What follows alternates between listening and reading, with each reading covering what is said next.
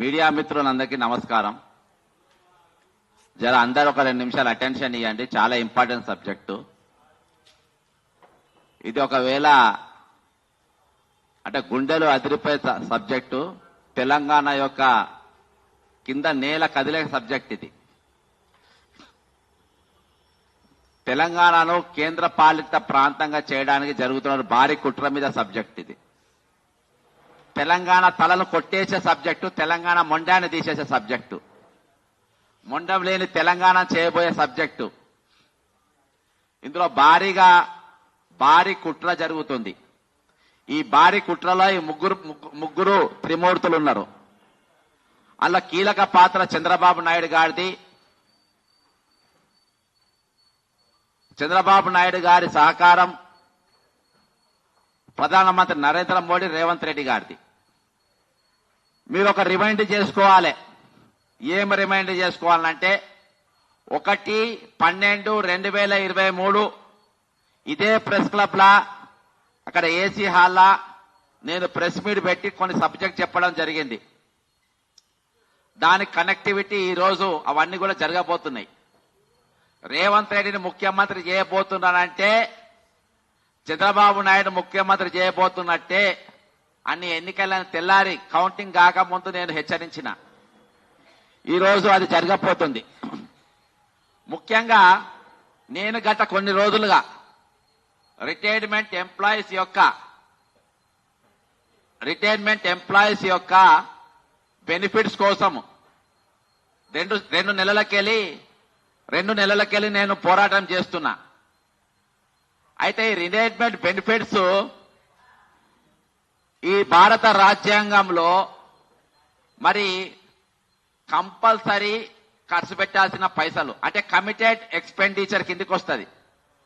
ఈ రాజ్యాంగంలో 4 ఖర్చులలో మొట్టమొదటి ఖర్చు కమిటెడ్ ఎక్స్పెండిచర్లో ఇది వస్తుంది. రెండోది వడ్డీలు, అప్పులు.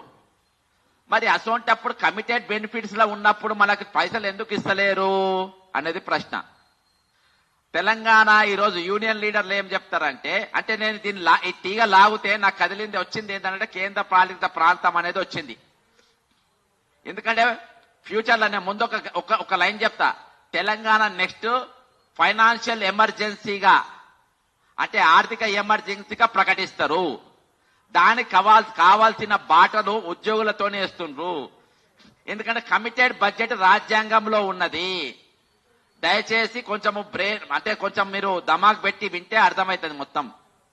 కమిటెడ్ బడ్జెట్ అనేది రాజ్యాంగంలో ఉన్నది. ఈ కమిటెడ్ బడ్జెట్ ఏంది? దేనికి? ప్రభుత్వ ఉద్యోగాలకు జీతాలు, రెండవది రిటైర్మెంట్ బెనిఫిట్స్, మూడవది పెన్షన్స్, నాలుగవది పిఆర్సి,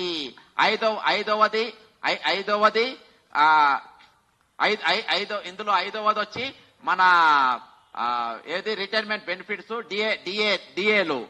అయితే ఈరోజు భారతదేశంలో 95% రాష్ట్రాలు ఇంక్లూడింగ్ మధ్యప్రదేశ్, ఛత్తీస్గఢ్, జార్ఖండ్, ప్రతి రాష్ట్రం కూడా 55% డిఆర్సి ఆల్రెడీ ఇచ్చేసింది. కానీ ఏది డిఏలు ఇచ్చేసింది, పిఆర్సి ఇచ్చింది. కానీ ఇవాళ వాళ్ళకి తెలంగాణ ఎందుకు పిఆర్సి ఇయ్యలే? తెలంగాణ ఏ పునాదుల మీద తెలంగాణ ఏర్పడ్డది? మిగులు బడ్జెట్ తో ఏర్పడ్డది. 16,000 మిగులు బడ్జెట్ తో ఏర్పడ్డది. ధనిక రాష్ట్రం పేరుతో ఏర్పడ్డది. కానీ మా ధనిక రాష్ట్రం కానీ మనం దోసుకపోతున్నాం కాబట్టి ఏర్పడ్డది. ఇక్కడ కట్ చేద్దాం.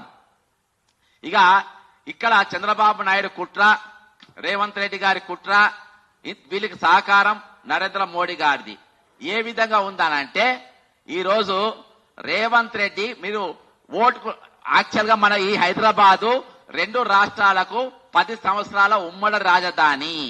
మరి ఉమ్మడి రాజధాని ఉన్నప్పుడు సంవత్సరంన్నరకే చంద్రబాబు ఎందుకు మరి ఇక్కడ అన్ని ప్యాక్ చేసుకొని ఆంధ్రాకి వెళ్ళిపోయిండు? 10 సంవత్సరాలు ఎందుకు వాడుకునే ప్రయత్నం చేయలేదు? ఇదొక పాయింట్. ఎందుకు చేయలేదంటే ఓటుకు నోటుల రెండవ ముద్దాయి చంద్రబాబు నాయుడు. దాన్ని అడ్డం పెట్టి A1 గా రేవంత్ రెడ్డి చంద్రబాబు నాయుడు బ్లాక్ మెయిల్ చేసుకుంటా వచ్చిండు. ఈ తెలంగాణ టీడీపీ నాకు వదిలేయమని. అప్పుడు ఎవరైతే మొన్నటిదాకా ఉపరాష్ట్రపతిగా ఉన్నాడో వెంకయ్య నాయుడు గారు, ఇవన్నీ చెప్తున్నా గుండెలు అదిరిపోయే వాస్తవాలు చెప్తున్నా. వెంకయ్య నాయుడు గారు మధ్యవర్తిత్వం వహించి ఇక ఈ హైదరాబాద్ నీకు అవసరం, ఈ సబ్జెక్ట్ క్లోజ్ చేద్దాము, ఓటుకు నోటు పేర్లు అయిన పేరు తీయద్దు అని మాట్లాడినప్పుడు మరి కేసీఆర్ గారు పెట్టిన ఏకైక డిమాండ్ నువ్వు హైదరాబాద్ వదిలేసి వెళ్ళిపోవాలి. ఇక ఆంధ్రాకు 10 సంవత్సరాలు జాంతానై నువ్వు హైదరాబాద్ ముందే వెళ్ళిపోవాలి. అప్పుడు దాని గురించి మాట్లాడదామని జరిగిన ఒప్పందంలో చంద్రబాబు నాయుడు ఇక ఇక్కడ ప్యాక్ చేసుకొని హైదరాబాద్ మన ఆంధ్రాకి వెళ్ళిపోయిన అమరావతి పెట్టుకొని ఇక దీని గురించి మాట్లాడలే. ఇక అది అక్కస్సు పెట్టుకున్న చంద్రబాబు నాయుడు ఇప్పుడు రెండోసారి ముఖ్యమంత్రి అయిన తర్వాత కేసీఆర్ ఇక్కడ ముఖ్యమంత్రి లేడీగా ఓడిపోయిండు. ఈ రోజు నా శిష్యుడు ఈ రోజు రేవంత్ రెడ్డి తెలంగాణ ముఖ్యమంత్రి అయిండు. కాబట్టి దీన్ని ఇక ఎట్లయినా హైదరాబాద్ మీద పగ తీర్చుకోవాలి, హైదరాబాద్ తెలంగాణ వాళ్ళకు హైదరాబాద్ లేకుండా చేయాలి అని ఒక అక్కస్సు పెట్టుకొని తెలంగాణ మీద ఒక పగ పెట్టుకొని ఈ రోజు పగ సాధిస్తా ఉన్నాడు. దీనికి మొట్టమొదటి స్టెప్ హైదరాబాద్ మీద 144 సెక్షన్. రేవంత్ రెడ్డి మన ఎవరు చంద్రబాబు నాయుడు ముఖ్యమంత్రి కాగానే హైదరాబాద్ మీద 144 సెక్షన్ పెట్టిండు. 144 సెక్షన్ ఎన్ని రోజులు పెట్టిండు? 1 మంత్ వేరే పెట్టి. ఎవరు పెట్టిండ్రు? సివి ఆనంద్ గారు పెట్టిండ్రు. సివి ఆనంద్ గారు ఎందుకు పెట్టిండ్రు హైదరాబాద్ మీద 144 సెక్షన్? ఇవాళ ఇగో ఇది సివి ఆనంద్ గారు సంతకంతో ఉన్నది జివో కాపీది. 144 సెక్షన్ పెట్టిండ్రు. ఎప్పటికెళ్ళి పెట్టిందో చెప్తా. 27/10/2024 కెళ్ళి మొదలు పెట్టి 28/11/2024 అంటే 2 రోజుల పాటు హైదరాబాద్ మీద దీని మీద ఈ రోజు ఏం పెట్టిండ్రు? 144 సెక్షన్ పెట్టిండ్రు. మరి హైదరాబాద్ సికింద్రాబాద్ ఎంపీ ఎవరు? అసదుద్దీన్ ఓవైసీ, ఇంకోటి కిషన్ రెడ్డి గారు, ఆయన ఎవరు? కేంద్ర మంత్రి గారు. మరి వీరిద్దరు 144 సెక్షన్ నా పార్లమెంట్ లో ఎందుకు పెట్టిండ్రు? నా పార్లమెంట్ లో ఇప్పటి వరకు ఎటువంటి అసాంఘిక శక్తులు జరగలేదు, ఎటువంటి హిందూ ముస్లిం గొడవలు జరగలేదు, ఎటువంటి రయాట్స్ జరగలేదు. అయినా కానీ 144 సెక్షన్ ఎందుకు పెట్టిండ్రు సివి ఆనంద్ గారు అని అంటే ఇందులో ఇక్కడ శాంతి భద్రతలను దెబ్బతినిపోయినాయి. అప్పుడు లోకేష్ గారు ఇప్పుడున్నటువంటి మంత్రి ఎక్కడున్నట్టే అప్పుడు ఐటీ మంత్రి, ఇండస్ట్రియల్స్ మినిస్టర్ అమెరికాలో ఉన్నాడు. అమెరికాలో ఉండి తెలంగాణలో ఈ రోజు ఇది ఎక్కడ కూడా కనబడది, ఇది పబ్లిక్ డొమైన్ లో ఉండదు, ఎక్కడ కూడా ప్రెస్ మీట్ రిలీజ్ చేయరు. ఈ రోజు హైదరాబాద్ లో శాంతి భద్రత లేవనేది ఎక్కడ కూడా మాట్లాడరు. అన్ని సినిమాలు రిలీజ్ అవుతాయి, అంతలో జనం బ్రహ్మాండంగా తిరుగుతారు, మాల్స్ అన్ని కుల్లా అవుతాయి, మాల్స్ మొత్తం బ్రహ్మాండంగా ఉంటాయి. అయినా కానీ హైదరాబాద్ లో 144 సెక్షన్ పెట్టిండ్రు. ఎందుకు పెట్టిండ్రు? ఇంకా హైదరాబాద్ లో ఒక పెద్ద పులి హోమ్ మినిస్టర్, కేంద్ర హోంమంత్రిగా ఉన్నారు బండి సంజయ్ గారు, మరి ఆయన కూడా మాట్లాడారు. అంటే హైదరాబాద్ సికింద్రాబాద్ ఇద్దరు ఎంపీలు మాట్లాడారు, కేంద్ర హోంమంత్రిగా ఉన్నటువంటి బండి సంజయ్ గారు మాట్లాడారు. హైదరాబాద్ లో ఈ రోజు శాంతి భద్రత లేవని 144 సెక్షన్ పెట్టి ఇది మొదటి స్టెప్. హైదరాబాద్ మీద మొదటి స్టెప్ పడ్డది. రెండవ స్టెప్ కమిటెడ్ ఎక్స్పెండిచర్. ఇంతకుముందు చెప్పినా కదా, ముందుకు వచ్చినా కదా, ఆ కమిటెడ్ ఎక్స్పెండిచర్ లో కమిటెడ్ జీతాలు పనిచేయాలి. ఎందుకంటే వీళ్ళకు రాజ్యాంగ భద్రత ఉంటది ఉద్యోగులకు. ఈ రోజు వీళ్ళ జీతాల గురించి ఎక్కడ ఉంటది అని అంటే నేను మీకు ఇంకొక డాక్యుమెంట్ చూపెడతా. ఇంకొక డాక్యుమెంట్ అది కాగ్ రిపోర్ట్ లో వచ్చింది. కాగ్ రిపోర్ట్ లో ఏమని వచ్చింది మీకు ప్రెస్ నోట్ లో కూడా పెట్టిన ఇలా. కాగ్ రిపోర్ట్ లో ఏమని వచ్చిందని అంటే ఈ రోజు ఇగో ఇది కాగ్ రిపోర్ట్. ఈ కాగ్ రిపోర్ట్ లో ఏముందనంటే 2024-25కు 16,842 కోట్ల రూపాయలు, 16,842 కోట్ల రూపాయలు రిటైర్డ్ బెనిఫిట్స్. అయితే ఈ సంవత్సరం 2025 సంవత్సరానికి ఇచ్చిన పైసలు 11,000 కోట్లు. మరి 2025 సంవత్సరాలు 11,000 కోట్లు, 2024 16,000 కోట్లు అని ఎందుకు అని అంటే 2016లో రిటైర్మెంట్ అయిన వాళ్ళు ఎక్కువ ఉండే. ఎందుకంటే కేసీఆర్ గారు ముఖ్యమంత్రిగా ఉన్నప్పుడు 3 సంవత్సరాలు వాళ్ళ సర్వీస్ పెంచిండ్రు కాబట్టి ఎక్కువ పెంచిండ్రు. ఈ రోజు కాగ్ రిపోర్ట్ లో వాళ్ళ జీతాలు ఇచ్చేసిండ్రు, వాళ్ళ పెన్షన్లు ఇచ్చేసిండ్రు, అన్ని ఇచ్చేసిండ్రు. అయితే ఈ రోజు ఒకటి లా అండ్ ఆర్డర్ సిచ్యువేషన్, రెండవది తెలంగాణ ఈ రోజు పిఆర్సీ ఇయ్యలేకపోతుంది, మూడవది డిఏలు ఇయ్యలేకపోతుంది, రిటైర్డ్ బెనిఫిట్స్ ఇయ్యలేకపోతుంది. ఇదిగో ఇది సాక్ష్యం. ఇప్పుడు ఏమైతుంది హైదరాబాద్ ఇంకోటి ఏం జరుగుతుంది? ఈ రోజు కేంద్రంలో జరిగే సెకండ్ పాయింట్ ఏం పెడతారంటే హైదరాబాద్ అంటే తెలంగాణలో ఈ రోజు ఆర్థికంగా దెబ్బపడి ఉన్నది, జీతాలు ఇచ్చే పరిస్థితి లేదు, ఇవాళ పిఆర్సీ ఇచ్చే పరిస్థితి లేదు, రాష్ట్ర రిటైర్మెంట్ ఎంప్లాయీస్ పైసలు కూడా ఈ రోజు ఇచ్చే పరిస్థితి లేదు అని చెప్పేసి ఈ రోజు ఎకనామికల్ ఎమర్జెన్సీ అంటే ఫైనాన్షియల్ ఎమర్జెన్సీ ప్రకటిస్తారు. నంబర్ 1 శాంతి భద్రతలు లేవు. నంబర్ 2 రెండోది ఏం చేస్తారంటే ఫైనాన్షియల్ ఎక్స్పెండిచర్ అనేది ఈ రోజు లేదు, అక్కడ ఫైనాన్షియల్ ఎమర్జెన్సీ ప్రకటిస్తారు. మూడోది. 4వ దెబ్బ ఎవరి మీద కొట్టిందంటే పోలీసు వాళ్ళ మీద కొట్టిండ్రు. ఇంకో ఇది పోలీసు వాళ్ళది. పోలీసు వాళ్ళను ఏ విధంగా వాళ్ళ మనస్థైర్యం దిగజార్చిందంటే ఈ రోజు వీళ్ళ పైసలన్నీ కూడా ప్రతి నెల వాళ్ళ జీతంలోకి వెళ్ళి ఆరోగ్య భద్రత కోసం పైసలు కట్ చేసుకుంటారు. ఇగో ఇది సర్క్యులర్, ఇది మొన్న వాళ్ళ డిఎస్పీ వెల్ఫేర్ ఖండించడు దీన్ని. కానీ ఇవాళ మీరు ఏ పోలీసులైనా అడగండి, నీకు యశోదల ట్రీట్మెంట్ దొరుకుతుందా, అపోలోలో ట్రీట్మెంట్ దొరుకుతుందా, నీకు వేదిక కిమ్స్ లో కీప్ వాళ్ళ ట్రీట్మెంట్ ఉండదు. వాళ్ళు ఉస్మానియా పోవాలి, లేకుంటే మన ఏది గాంధీ దవాఖానకు నిమ్స్ దవాఖానకు పోవాలని ఇగో బాజాబ్తా జీవో ఉన్నది. ఇది సర్క్యులర్, పోలీస్ జీవో సర్క్యులర్. ఇగో పక్కన వాళ్ళ సంతకాలు ఉంటాయి, చిన్న చిన్న సంతకాలతో వాళ్ళది ఉంటది. అది ఖండించిన కాబట్టి ఇది వాస్తవం. ఇక ఐదవది ఇగో ఇది తెలంగాణ ఈ రోజు ఆర్థికంగా వెనుకబడ్డదే కదా. ఇగో తెలంగాణ యొక్క ఆర్థిక పరిస్థితి, తెలంగాణకు రాబడి మరియు ఎక్స్పెండిచర్. రాబడి ఎక్స్పెండిచర్ బోంగా మనం మిగిలేది ఎంత, ప్రతి నెల మిగిలేది ఎంత అంటే 30,000 కోట్ల పైసలు మిగులుతాయి. ఈ రోజు మన రాబడి ఇది అయిపోయినాక ఫోటో తీసుకోవచ్చు, నేను ఇళ్ళ కూడా పంపిస్తా. ఇందులో మన రాబడి 60,000 కోట్ల రూపాయలు, అంటే దాదాపు 90,000 కోట్ల రూపాయలు వస్తాయి. ఇందులో మనకు వచ్చేది tax revenue, goods and service tax, stamps and registration, land revenue, sales tax, state excise duties, state share of union taxes, other taxes, non tax revenue, grant aid, ఇవన్నీ వస్తాయి. మళ్ళా ఇందులో మనకు ఖర్చు అయ్యేది జీతాలకు, పెన్షన్లకు, సబ్సిడీలకు, శాలరీస్ కు, వీటికి ఖర్చు అవుతాయి. ఇక తక్కిన మొత్తం మిగిలేటి దాదాపు 30,000 కోట్ల రూపాయలు మిగులుతాయి ఇవన్నీ బొంగ.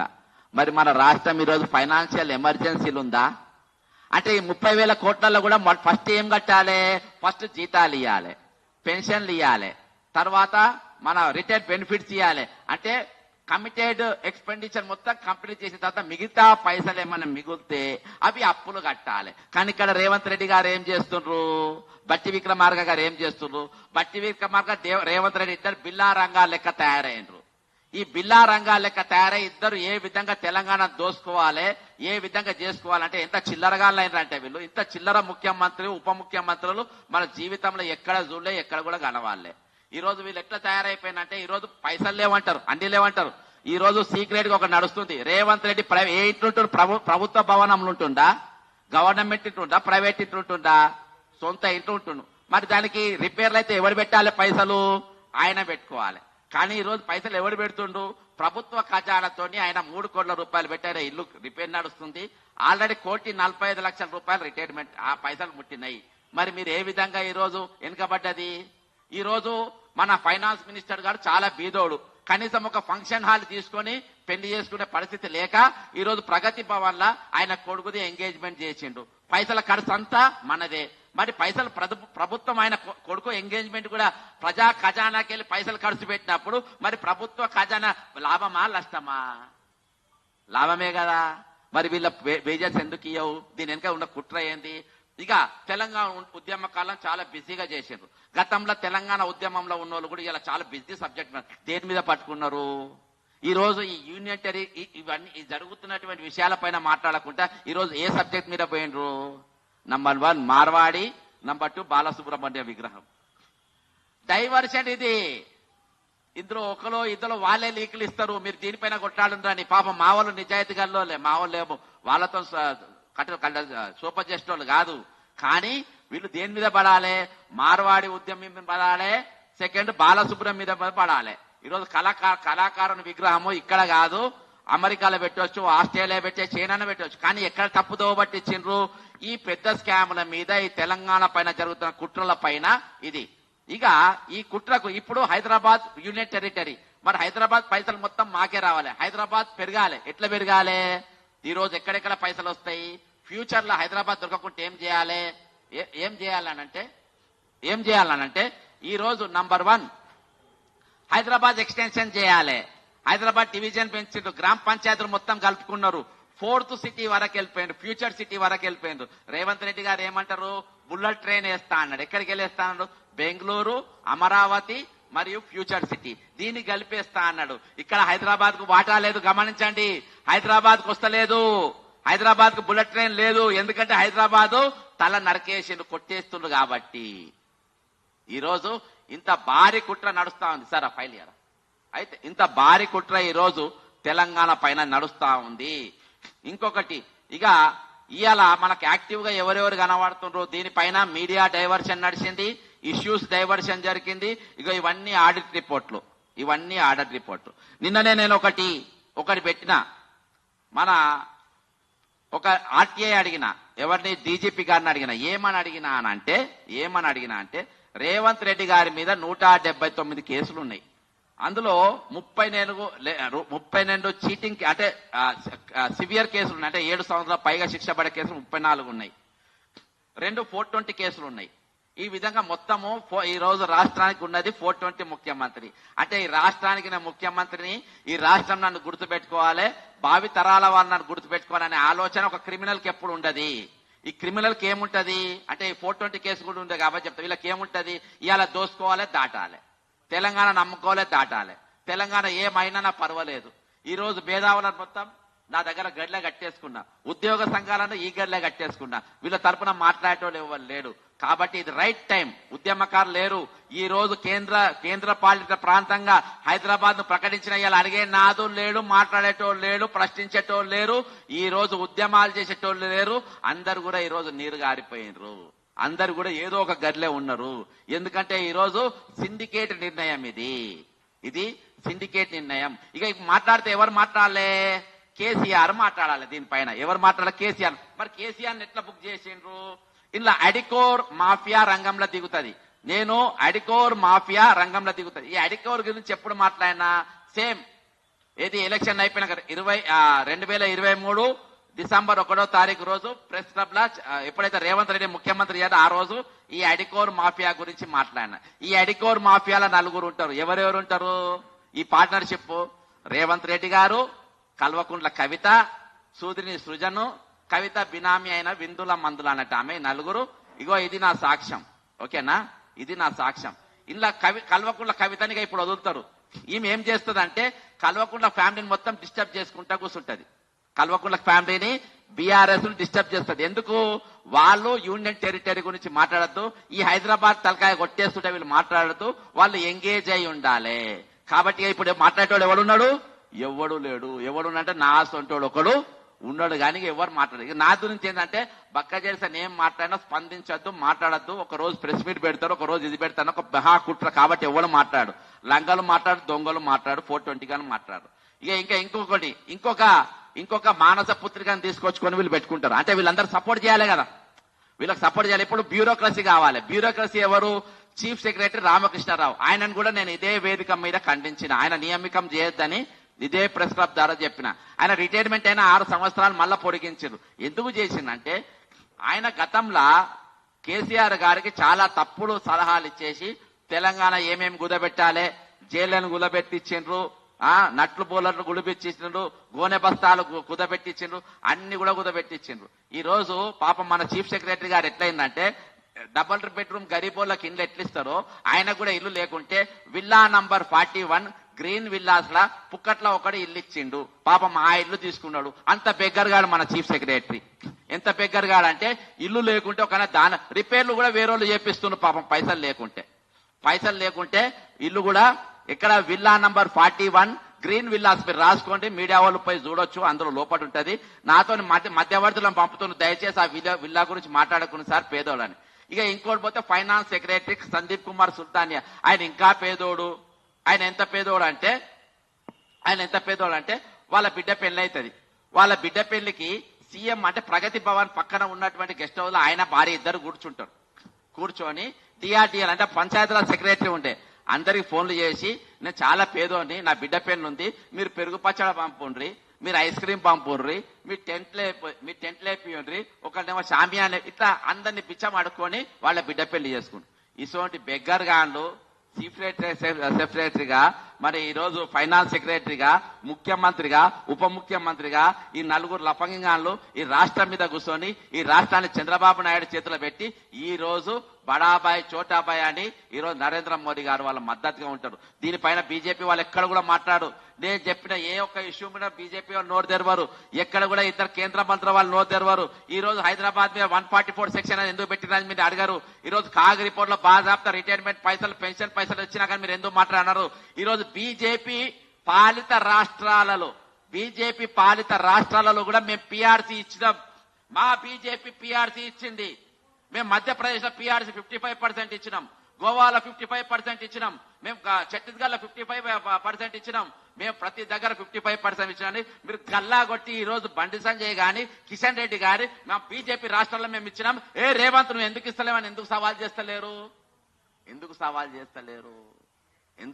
చేస్తలేరు? ఎందుకంటే మీరు అందరు కలిసి ఈ రోజు ముందటికెళ్ళి వెనకకెళ్ళి తలా ఒక 100 పోట్లు పొడిచి ఈ రోజు తెలంగాణ జంపానికి మీరు అందరు కత్తులు అందిస్తున్నారు. కాబట్టి అనేకమైన ఇష్యూస్ ఈ రోజు మీ ముందుకు తీసుకొని వచ్చిన తెలంగాణ ప్రజలు ఆలోచించండి. ఈ రోజు పార్టీలకు అతీతంగా మీరు ఆలోచన చేయాలి. మొండెం ఎగిరిపోయిన తెలంగాణ మనకు అవసరమా? తలకాయ ఎగరగొట్టిన తెలంగాణ మనకు అవసరమా? ఇయాడికి నా రాష్ట్రము, నా తెలంగాణ లాభంలోనే ఉన్నది. నా తెలంగాణను ఈరోజు ఫైనాన్షియల్ ఎమర్జెన్సీగా ప్రకటించే ప్రయత్నం చేస్తున్నారు. ఈ రోజు ఫ్యూచర్ సిటీ కాంట్రాక్టర్ ఎవడు? సీఎం రమేష్. రిత్విక్ కన్స్ట్రక్షన్స్ వాడు ఫ్యూచర్ సిటీ దగ్గర ఈ రోజు కాంట్రాక్టర్ గా ఆయన ఉంటాడు. ఆయన ఎవరు? అమిత్ షాకు అత్యంత సన్నిహితుడు. కాబట్టి ఈ రోజు మొత్తం ఈ రోజు ఇదివరకు జాతీయ మీడియా అంటే నేషనల్ మీడియా, జాతీయ మీడియా ఈ రోజు తెలంగాణతో లేదు. నా జాతీయ మీడియా లేదు, నా జాతి మీడియా లేదు. మరి అది ఏ జాతి అనేది మీరు అర్థం చేసుకోవాలి తెలంగాణ ప్రజలు. కాబట్టి ఈ రోజు బీజేపీ గాని, బీఆర్ఎస్ గాని, కాంగ్రెస్ గాని, ఎంఐఎం గాని, సిపిఐ గాని, సిపిఎం గాని, మేధావులు గాని, మీరు ప్రతి ఒక్క కార్యకర్త, ప్రతి ఒక్క ఎమ్మెల్యే, ప్రతి ఒక్క మంత్రి ఈ రోజు మీరు తెలంగాణ ముఖ్యమా, మీకు మీ స్వార్థం ముఖ్యమా, మీ పార్టీ ఎజెండాలు ముఖ్యమా, ఈ రోజు తెలంగాణ యొక్క భవిష్యత్తు మన ముఖ్యమా? వచ్చే తరాల కోసం మనం ఏమిద్దాం? తెలంగాణ ప్రజల కోసం వచ్చే తరాల కోసం మనం వాళ్ళ చేతిలో ఏం పెడదాం? ఈ రోజు మొండెం లేని శరీరాన్ని పెడదామా, లేకుంటే తలకాయ ఉన్న తెలంగాణ మనం వచ్చే తరానికి మనకు అప్పచెప్దామా? ఈ రోజు ఇది మామూలు సామాన్యమైన విషయం కాదు.